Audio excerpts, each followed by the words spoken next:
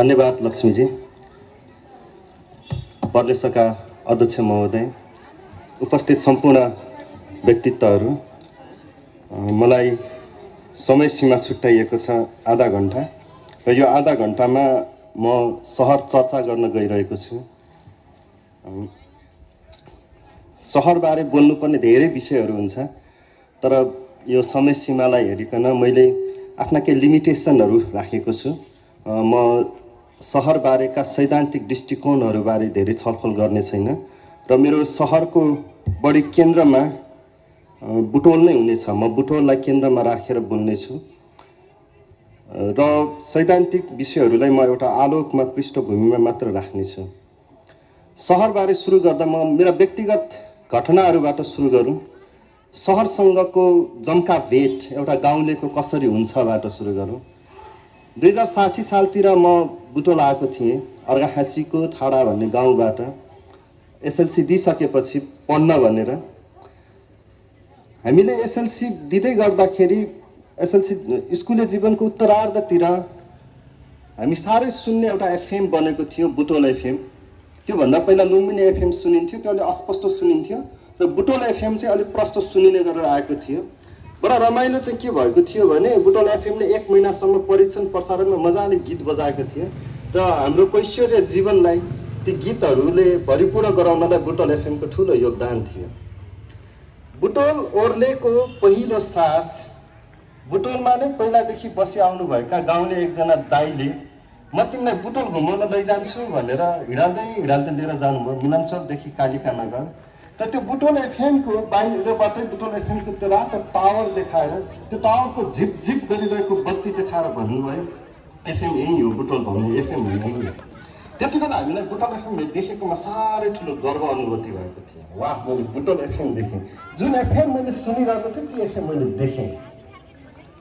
त्यसको 1.5 वर्षपछि बुटोल एफएममा साँझपख जेनी छेत्रीले एउटा कार्यक्रम चलाउनुहुन्थ्यो, गजल सरोवर। त्यो कार्यक्रममा एउटा सूचना प्रसारण गर्नुभयो। आउँदो शनिबार शब्ददीप साहित्यिक पत्रिकाले आफ्नो पहिलो वार्षिकोत्सवको अवसरमा खुल्ला कविता वाचन प्रतियोगिता राखेको छ, इच्छुकहरूले सहभागी हुन सक्नुहुनेछ।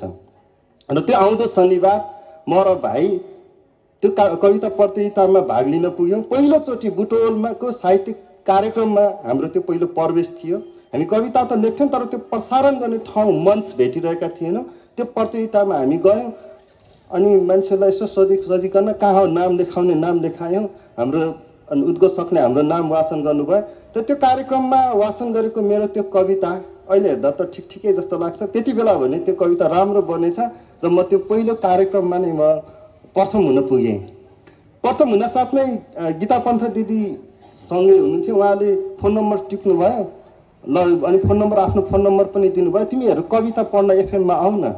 र त्यसको अर्को शनिबार म त्यही बुटोल एफएममा को स्टुडियोभित्र गएर कविता पाठ गरिरहेको थिएँ। जुन एफएम सुनेर म हुर्किएँ, जुन एफएम बुटोल ओर्लेको पहिलो साँझ जसको रातो बत्ती देखेर, टावरको बत्ती देखेर मक्ख परेको थिएँ, 1.5 वर्षपछि त्यही एफएमको स्टुडियोमा मैले कविता पढिरहेको थिएँ। त्यति बेला मलाई सहर भन्ने कुरा त यस्तो गजब हुँदो रहेछ भन्ने अनुभव पाएँ। सहरबारेको एउटा पहिलो मेरो जम्का भेट। हामी गाउँबाट हुर्केर आएको, हामीलाई लुगा लगाउन आउँदैन थियो। सर्ट इन गरेर लगाउने भने के हो थाहा थिएन। सर्ट यत्तिकै आकाशे रङको सर्ट र निलो प्यान्ट लगाएर स्कुल जाने केटाहरू। ग्लोरियस कलेजमा ब्रिज कोर्स पढ्न थाल्यौँ। सहरका साथीहरू भेट भए। तिनीहरूले गाउने गीत फरक थियो, हामीले गाउने गीत फरक थियो। तिनीहरूले लगाउने लुगा फरक थियो, हामीले लगाउने लुगा फरक थियो। उनीहरूका रुचि र हाम्रा रुचिहरूमा आकाश जमिनको फरक थियो र उनीहरूले हामीलाई अलि फरक व्यवहार गर्थे। एक दिन क्लासमा केटाहरूले केही टिकट बाँडिरहेका थिए, बेचिरहेका थिए। हामीले सोध्यो के को टिकट हो? कन्सर्टको। अनि त्यो कन्सर्ट भन्ने के हो चाहिँ थाहा थिएन। अनि के हुन्छ त्यहाँ भन्यो, जान्छौ र गीत गाउँछ भन्यो। किन नजाने? जाने भने कति हो टिकट भन्यो? 20 रुपियाँ। अब 20 रुपियाँ मात्र त गइहाल्ने भन्यो। अनि त्यो 20 रुपियाँको टिकट काटेर त्यसको केही दिनपछि कन्सर्ट थियो कालिका माविमा, त्यहाँ गयो। एकदम भिड थियो। 2वटा गेट, अगाडिको गेटबाट केटाहरूलाई छिर्न केटाहरूको प्रवेश थियो, पछाडिको गेटबाट केटीहरूको थियो। केटाहरूकोमा लाइन लाग्यो। टिकट देखाउँदै छिर्दै गर्दाखेरि त्यहाँ एउटा अचम्म र अप्रत्याशित घटना भयो। एकजना केटीले सबैको हातमा टिकट हेर्दै केही दिइरहेकी थिए र जब त्यो हाम्रो हातमा राख्यो, मेरो हातमा राख्यो, त्यसले त्यो दिएको चिजले एकदमै पोल्यो। हामी स्वास्थ्य जनसङ्ख्या शारीरिक पढ्ने बेलामा जब परिवार नियोजनबारे पढ्नु पर्थ्यो, परिवार नियोजनका अस्थायी साधन पढ्नु पर्थ्यो, त्यति बेला सरले त्यो पाठ छिटो सकियोस् भनेर छिटो पढिरहेका हुन्थे। सबै केटीहरू टाउको निहुराएर बसिरहेका हुन्थे अनि हामी केटाहरू चाहिँ लाज जिज्ञासाको त्यो एउटा मानसिकतामा रुमल्लिरहेका हुन्थ्यौँ। त्यस्तो परिवेशबाट आएको केटाहरूको हातमा चाहिँ नम्बर 1 कन्डमको प्याकेट थियो र त्यो कन्सर्ट नम्बर 1 कन्डमले आयोजना गरेका कन्सर्ट रहेछ। सहर भने यति उदार हुँदो रहेछ। सहरबारेको अर्को जम्का भेट। हरेक मान्छेसँग सहर परिवेशसँगका यस्तै जम्का भेटहरू हुन्छन्। यस्तै सानसाना स्मृतिहरूले सहरबारेका मानसिकताहरूको निर्माण गरिरहेका हुन्छन्। त्यसो हो भने चर्चा गरौँ सहर के हो।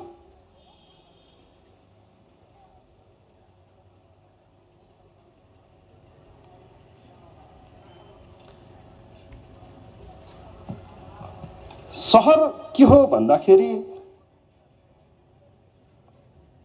कतिपय मान्छेको निम्ति सहर कल्पना हो। सहर एउटा काल्पनिक हो। किनभने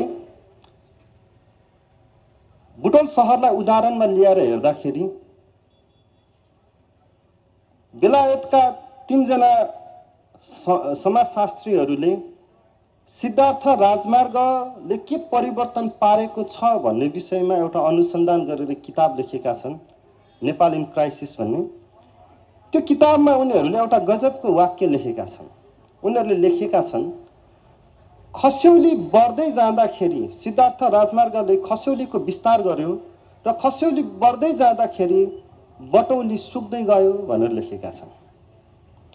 त्यति बेलाका मान्छेको निम्ति बुटवल सहर भनेको त्यही पुरानो एउटा बुटवल थियो। अहिले हामीले पुरानो बुटवल भनेर चिन्ने भूगोल थियो। म आउँदै गर्दाखेरि बुटवल भनेको गोलपाकदेखि जयकुटीसम्म हो। तर अहिले बुटवल त्यति भएको छैन। बुटवल फैलिसकेको छ। त्यसैले बुटवल भनेर जुन बुझाइ छ, मान्छेमा जुन इमेज आउँछ, त्यो इमेज चाहिँ फेरिँदै गएको छ, त्यो फराकिलो बन्दै गएको छ। यसैले सहर भनेको काल्पनिक हो। सहर बन्ने प्रक्रियाहरू संसारमा नै सहर बन्ने कि प्रक्रियाहरू फरक हुन्छन्। सुरुका सहरहरू मानव समाजको इतिहासमा हामीले हेर्यौँ भने सुरुका सहरहरू भनेको नदीको किनारमा बसेका प्राचीन सभ्यताहरू हुन्। जस्तो कि टिग्रिस र युफ्रेट्स नदीको बीचमा बसेको बेबिलोन अथवा नाइल नदीको किनारमा बनेको मिस्र। ती सभ्यता र नगर सँगसँगै जोडिए र यी नगर सभ्यताहरू जसलाई अझै पूर्वीय क्षेत्रमा आउँदाखेरि हाम्रो चीन भारतीय उपमहाद्वीपमा हेर्दाखेरि नगर सभ्यताहरू भनेको वरिपरि पर्खालले घेरेको ढोका भएको, पर्खालको बाहिरपट्टि सुरक्षाको निम्ति पानीको कुनै संयन्त्र, नदी या पानी बग्ने ठाउँ जहाँ गोही छोडिदिन्छ, विषालु सर्प छोडिदिन्छ र साँझ परेपछि नगरको ढोका बन्द हुन्छ। त्यस्तो बन्द ढोका भएको नगर राज्यहरू र त्यो नगर राज्य आफैमा नगर सभ्यता थियो। त्यो एउटा सहरका प्राचीन स्वरूपहरू हुन्। काठमाडौँ उपत्यका त्यस्तै नगर सभ्यताबाट उदाएको सहर हो र त्यस्ता नगर सभ्यताहरू कृषिमा आधारित हुन्थे। कृषिमा आधारित हुनाले तिनीहरूको भूगोल साह्रै व्यापक हुँदैनथ्यो। त्यसैले त्यस्तो खालको सहरहरूलाई वाकिङ सिटी भनिन्छ, जो कि पैदल हिँडेरै पार गर्न सकिने। अहिले पनि हामीले पाटनको पुरानो सहरी क्षेत्र मात्र हिँड्यौँ भने त्यो आधा घन्टा या 1 घन्टामा पार गर्छौँ। भक्तपुर जसले अहिले पनि आफ्नो पुरानो नगर सभ्यता केही हदसम्म जोगाइरहेको छ, त्यसको एउटा गेटबाट अर्को गेट पूर्वदेखि पश्चिमसम्म हामीले हिँड्यौँ भने अलिक फटाफट हिँड्ने हो भने त्यो 4 किलोमिटरको डिस्टेन्स छ। त्यो 4 किलोमिटरको लेन्थ हामी पार गर्छौँ। ती वाकिङ सिटीहरू थिए।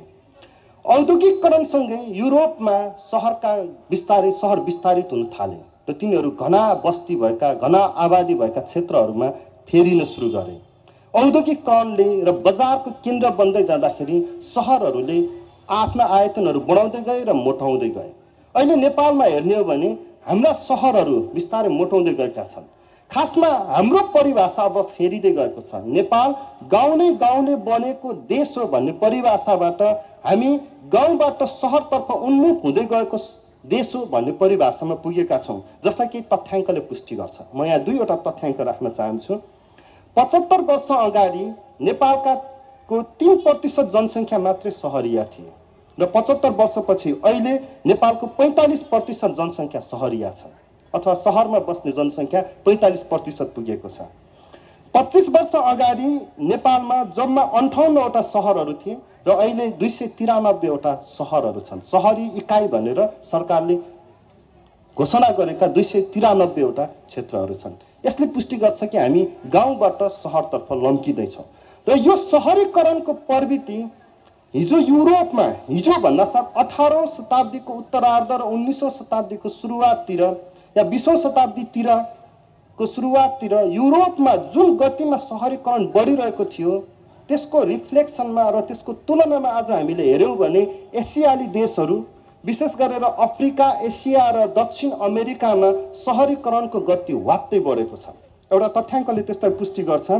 सन् 1880 देखि 1900 सम्म, त्यो भनेको 19औं शताब्दीको उत्तरार्ध र 20औं शताब्दीको सुरुवातसम्म आज हामीले विकसित भनेका अमेरिका, संयुक्त राज्य अमेरिका, क्यानाडा, उत्तरी अमेरिकाको क्षेत्र र युरोपको मा सहरीकरणको दर जति थियो त्यसको 3 गुणा सहरीकरणको गतिमा वृद्धि चाहिँ 3 गुणा बढी अहिले पछिल्लो चोटि 1985 देखि 2005 को बीचमा एसियाली देशहरूमा देखा परेको छ। यसले सहरीकरणको गति औद्योगिकरण हुँदै गरिरहेको युरोपमा भन्दा 21औं शताब्दीतिर लम्कँदै गरेको एसियाली, अफ्रिकाली र दक्षिण अमेरिकी क्षेत्रहरूमा बढी छ भन्ने देखाउँछ। यसको कारण के हो भने यसको मुख्य कारण चाहिँ फेरि पनि बजार हो।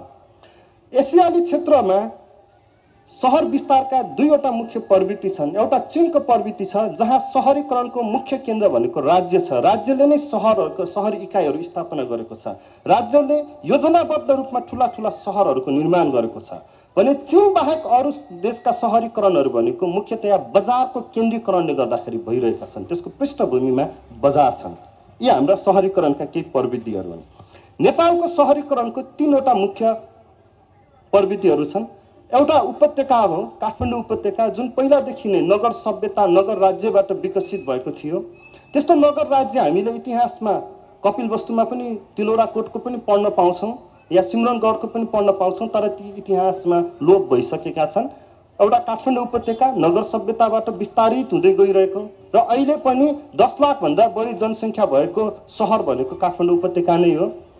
त्यसबाहेक अर्को भनेको प्रशासनिक इकाइको कारणले बनेका सहरहरू, हिजोको तौलिया या भैरवा या तानसेन, जो अब बिस्तारै मर्दै गइरहेका छन्। र पछिल्लो चरण सहरीकरणमा विस्तार गर्ने मुख्य कारक भनेको चाहिँ बाटोघाटो नै हो, यातायात हो। राजमार्गहरूको विस्तारसँगै राजमार्गहरू जोडिएका चोकहरू जहाँ बजार बन्न थाले ती ठाउँहरू चाहिँ सहर बन्न थाले। जस्तो कि बुटवल हेरौँ।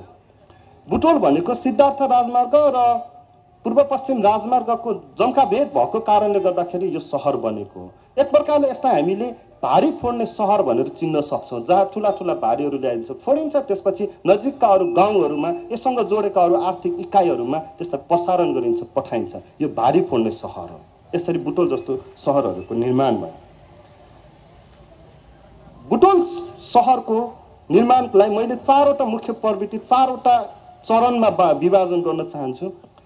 बुटवलमा स्थायी रूपमा 12 महिना बिक्री वितरण हुने, व्यवसाय हुने भनेर सुरु भएको रहेछ विक्रम सम्वत 1950 देखि। विक्रम सम्वत 1950 भन्दा पहिला बुटवलको पुरानो बुटवल या बटौली, त्यो बुटवलको बजार भनेको अस्थायी हुन्थ्यो। त्यो हिउँदमा मात्रै मोटाउँथ्यो, हिउँदमा मात्रै सञ्चालन हुन्थ्यो। हिउँदमा पहाडतिरका व्यापारीहरू र उत्तर भारतका व्यापारीहरू जम्काभेट हुन्थे, व्यापार गर्थे। हिउँद सकिन थालेपछि, बर्खा ऋतु सुरु हुन थालेपछि उनीहरू आफ्नो ठाउँमा जान्थे।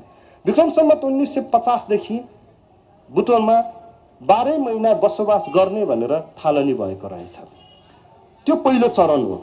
यो पहिलो चरणलाई अलिकति गति दिने काम भनेको पूर्व पश्चिम राजमार्गको निर्माण हुँदै गर्दाखेरि खस्यौलीको अहिले हामीले जुन बुटोल भन्ने चिन्छौँ यो खस्यौलीको यो भागतिर चाहिँ सुरु भयो, तिनाउको पूर्वतिरको भागमा सुरु भयो र यो तिनाउको पूर्वी भागलाई अलि विस्तारित गर्ने काम 2027 सालमा यहाँ नापी भयो, बिटिया स्थापना भयो, औद्योगिक क्षेत्रको कल्पना गर्न थालियो, के यातायात सञ्जालका केन्द्रहरू बनाउन थालिए। त्यसले गर्दाखेरि यसमा गति दियो र यो बौद्धलसम्म 2046 सम्म यो मन्द गतिमा अगाडि बढिराख्यो।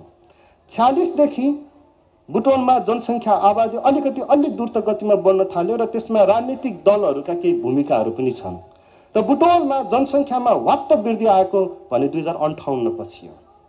त्यसको पछाडि दुईवटा कारण छन्। एउटा पहाडी गाउँहरूमा भएको युद्धको कारणले गर्दाखेरि मान्छेहरू धकेलिएर उनीहरू बस्नको निम्ति बुटोल आए।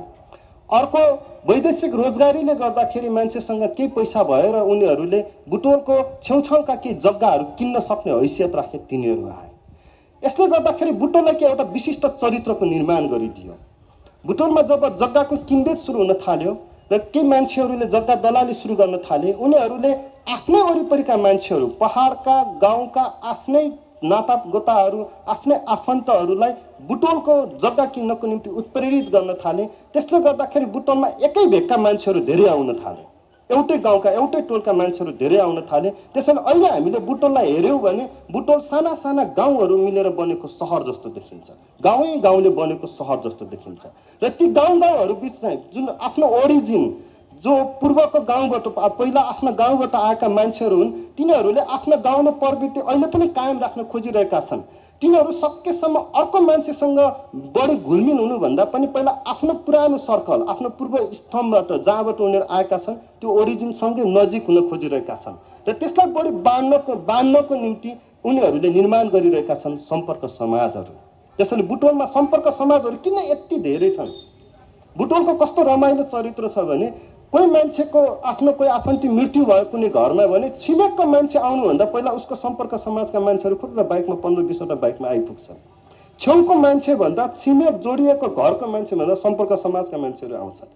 त्यसले बताउँछ कि बुटोलमा आइरहेका मान्छेहरू 58 पछि बुटोलमा गाउँबाट बसाइ सरेर आएका मान्छेहरूसँग एउटा विशिष्ट चरित्र छ। त्यो उनीहरूले आफ्ना गाउँ बिर्सेका छैनन्, उनीहरू सहरमा अझै घुलिसकेका छैनन्। सहरका के विशिष्ट चरित्र हुन्छ। सहरको विशिष्ट चरित्र भनेको मान्छे सामूहिकताबाट व्यक्तिवादतर्फ लम्किन थाल्छ। पुरानो गाउँले कृषि अर्थतन्त्रमा आधारित सम्बन्धहरूलाई तोडेर बजार अर्थतन्त्रमा जोडिएका सम्बन्धहरूमा जेलिन सुरु गर्छ। तर बुटोल त्यतातर्फ अझै लम्किसकेको छैन। लम्कने कोसिस गरिरहेका केही उदाहरणहरू मात्रै हामीले देख्छौँ। यो बुटोलको एउटा चरित्र हो। र बुटोलको अर्को चरित्र हो यो डोको र ट्रकको सङ्गम स्थल हो। हाट बजारहरू भनेका गाउँका व्यापारिक थलोहरू हुन् जहाँ मान्छेहरूले आफ्ना घरेलु उत्पादनहरू लगेर बेच्छन् र त्यो बिक्रीबाट आएका नगदले अर्को आफूलाई चाहिने चिजहरू किन्छन्। तर बुटोलमा हाट बजारहरू छन्। बुटोलमा हरेक दिन हाट बजार लाग्छ। यही बुटोललाई केन्द्र बनाएर वरिपरिका गाउँहरूमा वितरण गर्नको निम्ति यहाँ ठुला ठुला मालवाहक गाडीहरू आउँछन् र ती ट्रकहरूका सामानहरू यहाँ झारिन्छन् अनि सानसाना गाडीमा अपलोड गरेर पठाइन्छन्। त्यसैले बुटोलले एकैचोटि त्यो दोभानबाट गाउँबाट आफ्ना साना साना केही उत्पादनहरू घरेलु उत्पादनहरू बेच्न ल्याउने बजार दिइरहेको छ, हाट बजार। त्यो डोकोलाई ठाउँ दिइरहेको छ। सँगसँगै भारततिरबाट आइराख्ने या तेस्रो मुलुकबाट आइराख्ने या अन्तरबाट आइराख्ने ठुला ठुला ट्रकहरूलाई पनि ठाउँ दिइरहेको छ। यो बडा गजबको अर्थतन्त्र बुटोलमा छ। यो ट्रक र डोकोको सङ्गम स्थल, हाट बजार र सपिङ कम्प्लेक्सको सङ्गम स्थल बनिरहेको छ। बुटोलको यो अर्को विशिष्ट चरित्र हो। र बुटोलको अर्को चरित्र हो बुटोलमा हरेक मान्छे काम गरेर बाँच्छ। यो अचम्म लाग्ला यसो भन्दा, यो त हरेक ठाउँको, तर सबै सहरहरू यस्तो हुँदैन। मान्छेहरू कैयौँ सहरहरू बस्नका लागि झर्छन्। सहरिया बन्ने, सहरमा बस्ने भनेर झर्छन्। जस्तो कि स्याङ्जातिरका मान्छेहरू पोखरामा अब रिटायर हुने बेलामा चाहिँ सहरमा गएर बसौँ न भनेर झर्ने प्रवृत्ति छ। तर बुटोलमा जो आउँछ केही गर्ने भनेर आउँछ, कमाउने भनेर आउँछ, व्यापार व्यवसाय गर्ने भनेर आउँछ। यहाँ सहर बस्ने भनेर आउने साह्रै कम मान्छे हुन्छ, यहाँ केही गर्ने भनेर आउने मान्छेहरू हुन्छन्। किनभने बुटोल भनेको श्रमको राम्रो व्यापार हुने ठाउँ हो। मान्छे यहाँ आफ्नो श्रम मार्फत, आफ्नो व्यवसाय मार्फत अन्तर्क्रिया गरिरहेका हुन्छन्, अन्तर सम्बन्ध गरिरहेका हुन्छन्। त्यसले गर्दाखेरि बुटोलमा केही सानो सिटीहरू बनेका छन्। बुटोलको कोर सिटीको वरिपरि सानसाना सुकुम्बासी बस्तीहरू बनिरहेका छन्, ससाना सहरहरू बनिरहेका छन्, जसलाई हामीले स्याडो सिटी भनेर चिन्न सक्छौँ। यस्तो स्याडो सिटीले बुटोलको निर्माण गरिरहेको छ। बुटोलका यी केही आधारभूत चरित्रहरूलाई यहाँ राखिसकेपछि म बुटोलका केही चुनौतीहरू यहाँ उल्लेख गर्न चाहन्छु। यति राम्रो देखिने बुटोल अहिले सङ्कटमा छ। बुटोलले आफूलाई पुनर्जीवन गर्ने बाटो खोजेन भने बुटोलको भविष्य चाहिँ सङ्कटमा छ। किनभने बुटोलको भूगोल त्यति ठुलो छैन। आज हामीले देखिरहेको बुटोलको भूगोल त्यति ठुलो होइन। यो तिनाउको एउटा गल्छेडामा बनिरहेको सहर मात्रै हो। यससँग सार्वजनिक थलहरू एकदम कम छ, सार्वजनिक जमिनको एकदमै अभाव छ र बुटोललाई बचाइराखेको त्यही ट्रक फोड्ने, भारी फोड्ने व्यापारको केन्द्रबिन्दु भएकोले हो। बिस्तारै अरू बाटोहरू, अरू सडक सञ्जालहरू बढ्दै जाँदाखेरि बुटोल व्यापारको केन्द्र बन्छ कि बन्दैन भन्ने प्रश्न उठ्दैछ। जस्तो कि पूर्व पश्चिम राजमार्गको समानान्तरमा बन्दै गरेका पहाड जोड्ने अरू राजमार्गहरू, अरू बाटोहरू, अरू सडकहरू निर्माण भइरहेको हामीले देखिरहेका छौँ। यसले बुटोललाई प्रश्न उठाइरहेको छ। यसो सोचौँ, जो मान्छे, मुर्गियाको मान्छे बुटोलमा सामान किन्न भनेर आइरहेको कारणले बुटोलको बजार बाँचेको हो। तर मुर्गियामा नै बुटोलमा हुने सुविधा पायो भने मुर्गियाको मान्छे बुटोल आउँदैन। यसैले बुटोलका वरिपरि बन्दै गरिरहेका सानसाना सहरहरू, यी स्याटेलाइट जस्ता सानसाना सहरहरू बुटोलका सम्भावना पनि हुन्, बुटोलका चुनौती पनि हुन्। बुटोलको अर्थतन्त्रलाई चलायमान गरिराख्नको निम्ति बुटोलले केही सोच्नै पर्छ। त्यसको निम्ति बुटोलले आफूलाई कनेक्टिभिटी, आफ्नो वरिपरि कनेक्टिभिटी सिर्जना गर्नुपर्छ, आफ्नो वरिपरि जोड्नुपर्छ। मलाई लाग्छ हाम्रो वरिपरि चक्रपथ हुन जरुरी छ। बुटोललाई जोड्न सक्ने भनेका बुटोलका नजिकका परिधिका गाउँहरूले हो। ती गाउँहरूसँग बुटोल जोडियो भने बल्ल बुटोल फस्टाउन सक्छ। तर कनेक्टिभिटीले मात्र हुँदैन। चक्रपथ मात्रै बन्यो भने जग्गाको भाउ चाहिँ बढ्ला, तर बुटोल बाँच्दैन। चक्रपथको वरिपरि उत्पादन केन्द्रहरू हुनुपर्छ। फर्सा टिकरका गाउँहरूमा तरकारी उत्पादनहरू या केही वस्तु उत्पादनहरू हुनैपर्छ। तामनगरतिर उत्पादन हुनुपर्छ, बाँसगढीतिर उत्पादन हुनुपर्छ। ती वरिपरिका गाउँहरू जसलाई हामीले उत्पादनका केन्द्र बनाउँछौँ र त्यसलाई जोड्नको निम्ति कनेक्टिभिटी, सडक सञ्जाल, चक्रपथ बनाउँछौँ र बजार बुटोललाई बनाउँछौँ भने त्यसले गाउँ र सहरका परिधिका गाउँहरूलाई जोड्नेछ र एउटा आर्थिक चलायमान ल्याउनेछ। यसो भएन भने के हुन्छ? यसो भएन भने बुटोल परनिर्भरताको खेती गर्ने थलो मात्र हुन्छ। आज बुटोलमा वस्तु उत्पादनमा लगानी गर्ने व्यवसाय उद्योगीहरूले वस्तु उत्पादनबाट आफ्नो हात झिकेर सेवामूलक क्षेत्रमा लगानी गरिरहेका छन्। ठुला ठुला होटल खोलेका छन्, देख्दा भव्य छन्। पर्यटक तान्ने भनेर अनेक खेल गरेका छन्, देख्दा भव्य छन्। तर त्यो वस्तु उत्पादन होइन। त्यसले सेवा क्षेत्रको विस्तारले अर्थतन्त्रलाई चलायमान त गराउँछ, तर त्यसले दिगो गराउँदैन। त्यसले परनिर्भरता मात्र ल्याउँछ। हामी परनिर्भर मात्र बन्दै जान्छौँ। र अर्को कुरा, बुटोलसँग साँच्चै पर्यटकलाई बेच्ने खासै केही पनि कुरा छैन। यहाँको मौसम त्यस्तो छैन। यहाँ हामीसँग जितगढी किल्ला बाहेक अरू देखाउन लायक ऐतिहासिक कुरा अहिलेसम्म हामीले अर्को प्रोडक्सन गर्न सकिरहेका छैनौँ र जितगढीलाई पनि हामीले मार्केटिङ गर्न सकिरहेका छैनौँ। र युरोपतिरका या विदेशका पर्यटकहरू जो आफै 16औं 17औं 20औं तल्लाका होटलहरूमा बस्छन्, तिनीहरू हाम्रा होटल हेर्न आउँदैन। त्यो भरम हामीले राख्नु हुँदैन। केबलकारहरूले केही दिन वरिपरिका मान्छेहरूलाई तान्लान् या भ्युटाहरूले तान्लान्, तर उनीहरूलाई तान्दैन। किनभने त्यो उनीहरूकै देशमा छ। हामीसँग बेच्ने अर्को चिज चाहिन्छ। त्यसैले बुटोललाई हामीले चलायमान अर्थतन्त्र बनाउन बुटोल वरिपरिका सहरका परिधिका गाउँहरूलाई उत्पादन केन्द्र, त्यसलाई जोड्ने चक्रपथ र बुटोललाई बजार बनाएनौँ भने बुटोलको भविष्य सङ्कटमा छ भन्ने मलाई लाग्छ। अर्को भनेको, हामीले बुटोललाई सबैको सहरको रूपमा स्वीकार्न जरुरी छ। सहर भनेको ठुला ठुला व्यवसायको मात्र होइन, या सबै कुरा खरिद गरेर बाँच्न सक्ने मान्छेहरूको निम्ति मात्र सहर होइन। सहरको सबैभन्दा ठुलो समस्या सहरी गरिबी हुन्छ। अहिले बुटोलमा सहरी गरिबी बढ्दो छ। त्यो सहरी गरिबीको पहिचान भनेको आवासको अभाव हो। मान्छेहरू 4 जनाको परिवार एउटै कोठाभित्र खुम्चेर बसिरहेको छ। घाम देख्न पाइरहेको छैन। घाम प्रशस्त घामको अभावले गर्दा छालाका रोगीहरू बढ्दै गइरहेका छन्। शहरी गरिबीलाई सम्बोधन गर्नको निम्ति आवास योजनाहरू ल्याउन जरुरी छ। हामीले सुकुम्बासीलाई समस्या ठानिरहेका छौँ, तर सुकुम्बासी बस्तीमा मैले 1 वर्ष अनुसन्धान गरेर हेरेँ, सुकुम्बासी बस्तीले सहरसँग अन्तर्क्रिया गराउँदो रहेछ। सुकुम्बासी बस्तीको समाधान भनेको भूमि वितरण मात्र होइन, त्यसले अल्पकालीन समाधान दिनेछ, तर त्यसले फेरि थप सुकुम्बासीको सिर्जना गर्नेछ। सुकुम्बासी बस्तीको समाधान भनेको दीर्घकालीन आवास योजनाहरू हो। हामीसँगको सबैभन्दा ठुलो अभाव भनेको सरकारले के गर्ने, चाहे त्यो स्थानीय सरकार होस्, चाहे प्रदेश सरकार होस्, या चाहे सङ्घीय सरकार होस्, सरकारको भूमिका के हुने र निजी क्षेत्रको भूमिका के हुने भन्ने प्रश्न हो। बुटवलमा हामीले यातायात सञ्जाल विस्तार गर्दैछौँ, सडकहरू विस्तार गर्दैछौँ, तर समयमा कहीँ पुगौँ भन्नको निम्ति हामीसँग कुनै पनि सार्वजनिक यातायातहरू छैनन्। सिन्डिकेट तोड्यौँ भन्छौँ, तर सिन्डिकेटहरू राम्ररी तोडिएका छैनन्। बुटवलबाट शङ्करनगर 7 किलोमिटरको दूरी पनि छैन, तर सार्वजनिक यातायातमा यात्रा गर्दाखेरि 20-25 मिनट लाग्ने स्थिति छ। यसको समाधान भनेको हामीले सार्वजनिक यातायातहरूलाई सबैको पहुँचमा ल्याउन जरुरी छ। हामीसँग सार्वजनिक थलोहरू छैन। एकचोटि सोचौँ त, गाउँमा मान्छेहरूले आफ्नो बच्चालाई, सुत्केरी महिलाहरूले आफ्नो बच्चालाई तेल लगाएर घाम ताप्ने ठाउँहरू हुन्छ, त्यस्तो पौवार हुन्छ, आँगन हुन्छ। बुटवलमा के त्यस्तो छ? के बुटवलमा ज्येष्ठ नागरिकहरूले आफ्नो खुट्टा तान्दै केही वा आफ्नो घर वरिपरि पैदल हिँड्नको निम्ति केही खुल्ला ठाउँहरू छ? के युवाहरूले सार्वजनिक स्थल पार्कहरूमा गएर खेल्ने त्यस्ता पार्कहरूको निर्माण हामीले गरेका छौँ? हाम्रो सहर त कस्तो मृत सहर जस्तो देखिन्छ। न यहाँ पार्क छ। पार्क भनेको यो हिल पार्क होइन, पार्क भनेको त्यो मणिमुकुन्द सेन पार्क होइन, तिनीहरू पिकनिक स्पटहरू हुन्। तिलोत्तमाले बनाएको वनवाटिका पनि पार्क होइन, त्यो पिकनिक स्पटहरू हुन्।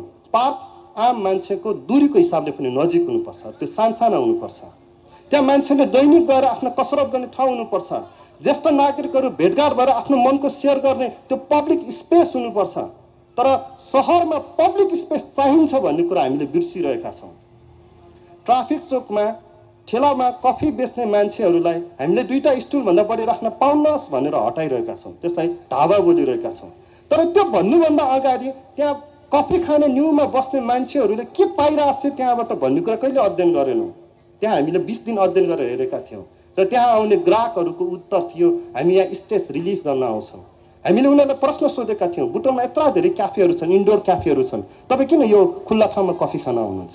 किनभने यहाँ हावा चल्छ, यहाँ खुल्ला ठाउँमा बस्दाखेरिको छुट्टै आनन्द हुन्छ, दिनभरिको कामको थकान मेट्न यहाँ पाइन्छ। स्ट्रेस रिलिफ गर्ने, पब्लिक प्लेसहरू उत्पादन गर्ने सहरको भूमिका हो। यदि त्यो भएन भने सहर मर्छ। हामीले सहरलाई जीवन्त बनाउनु छ भने सहर सबैको हो भन्ने हामीले बुझ्नुपर्छ र त्यस्तो खालको सहर निर्माण गर्नुपर्छ। अर्को ठुलो भनेको, एकचोटि म पुरानो बुटवललाई चाहिँ धेरै सोचिरहेको छु। पुरानो बुटवलमा अहिले हामीले पुल्चोकबाट पुरानो बुटवलमा जोड्ने एउटा ठुलो पुल बनाएका छौँ। त्यसले पुरानो बुटवलमा अब गाडीहरू जान्छ होला, ठुला ठुला ट्रक पनि जालान्, तर पुरानो बुटवलको भविष्य ठुलो ट्रकले बनाउँदैन। पुरानो बुटवललाई त हामीले जगेर्ना गर्नुपर्ने र त्यसलाई वाकिङ सिटीकै रूपमा राख्नुपर्ने। यसो कल्पना गरौँ, म बेला बेलामा एउटा यस्तो सपना देख्छु, त्यो पुरानो बुटवलको भुइँभरि हाम्रो वरिपरिका ढुङ्गाहरू बिछाइएको होस्, त्यहाँ छेउमा सानो नाली होस्, पुराना नेवार घरहरू हुन्, त्यो बडा हेट्रोजिनस सोसाइटी छ, त्यहाँ मस्जिद छ, त्यहाँ बिहार छ, त्यहाँ मन्दिर छ, तिनीहरूसँग जोडिएका कलाहरू त्यहाँ जोडिरहेका छन्, संस्कृति जोडिरहेको छ। किनौँ नदी सफा होस् र त्यसको छेउछेउमा सार्वजनिक त्यहाँ सानसाना त्यहाँ क्याफेहरू हुन्, मान्छेहरू त्यो क्याफेमा बसेर साँझतिर कफी खाँदै गफ गर्ने ओपन प्लेस होस्। र त्यहाँ एकजना मान्छेसँग 4 पुस्तादेखि प्रयोग गरिआएको जेरी पकाउने भाँडा छ। त्यहाँ एउटा त्यस्तो डिजिटल बोर्ड होस्, 4 पुस्तादेखि प्रयोग भइरहेको भाँडामा को जेरी खान आउनुहोस् भन्ने एउटा बोर्ड होस्। त्यस्तै पुरानो बुटवललाई जीवन दिन्छ। के हामीले यसरी जीवन दिने कल्पना गरेका छौँ? बुटवलको विकास या बुटवल जस्ता सहरहरूको विकास अमेरिकन मोडलले हुँदैन। अमेरिकन मोडल हो ठुला ठुला 6 लेनको 8 लेनको बाटो बनाउने, किनभने त्यहाँ कारहरूको उत्पादन त्यस्तै हुन्छ, त्यसको निम्ति प्रशस्त जमिन छ। हामीसँग त्यो छैन। हाम्रो मौलिकता हामीले नखोज्दासम्म हामीले आफ्नै सहर बनाउन सक्दैनौँ, आफ्नै पहिचान बनाउन सक्दैनौँ। हाम्रो पहिचान हामी आफै बनाउने हो। म अन्त्यमा आइपुगेँ र अन्त्यमा म फेरि पनि जोड्छु, कला संस्कृति साहित्यले मान्छेलाई मात्र होइन सहरलाई पनि आत्मा प्रदान गर्छ। हामीसँग खै त थिएटर, हामीसँग खै त आर्ट ग्यालरी, हामीसँग खै त यस्तै ओपन प्लेसहरू, पब्लिक प्लेसहरू जहाँ हामी साहित्यबारे, बौद्धिक विषयहरूबारे बहस गर्ने, विमर्श गर्ने थलो होस्। मान्छेहरू बसेर चिया खाँदै गफ गर्ने ठाउँहरू खै त। जबसम्म पब्लिक स्पेसहरूको अभाव हुन्छ र पब्लिक स्पेसहरूमा मान्छेहरूले पब्लिक इस्युजहरूबारे गफ गर्दैनन्, तबसम्म लोकतन्त्र खतरामा हुन्छ। लोकतन्त्रको आत्मा भनेको पेरियोडिक इलेक्सन मात्र, 5-5 वर्षमा दिने भोट मात्र होइन, प्रतिदिन मान्छेले पब्लिक प्लेसमा गर्ने छलफलहरू हुन्। सरकारलाई त्यो गलत लाग्न सक्ला, प्रश्न लाग्न सक्ला, तर हामीले लोकतन्त्रलाई बचाउने हो भने पब्लिक प्लेसहरू बचाउन जरुरी छ, आर्ट ग्यालरी बनाउन जरुरी छ, थिएटर बनाउन जरुरी छ, यस्तो सार्वजनिक मञ्चहरू बनाउन जरुरी छ। म यहाँ सबैसँग फेरि विनम्र अनुरोध गर्छु, सहरबारे अध्ययन गरिरहेको मेरो केही ज्ञानको आधारमा बुटोललाई आफ्नै मौलिक तरिकाले मात्र हामीले बुटोलको सभ्यता दिलाउन सक्छौँ। बुटोल खतरामा छ, यसलाई जोगाउने जिम्मा हामी सबैको। हस्, धन्यवाद।